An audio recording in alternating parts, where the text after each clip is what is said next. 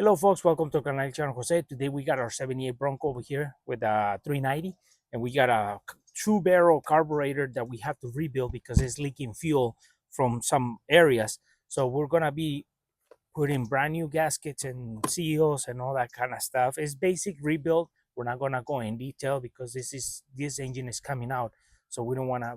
We just wanna stop the leakage from happening so it doesn't burst in flames.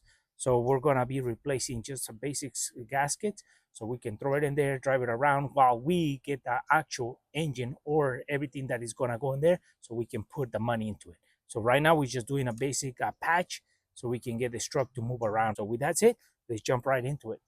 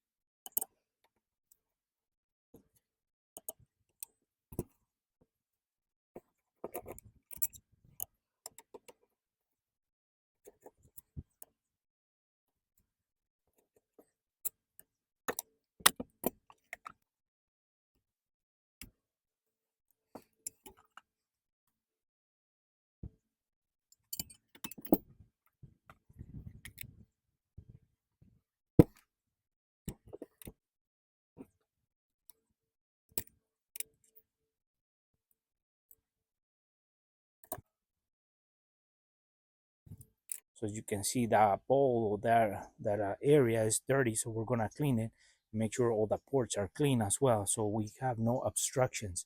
And to clean the carburetor, we're gonna be use these long Q-tips so we can reach in some areas that we cannot get the rag all the way into those corners.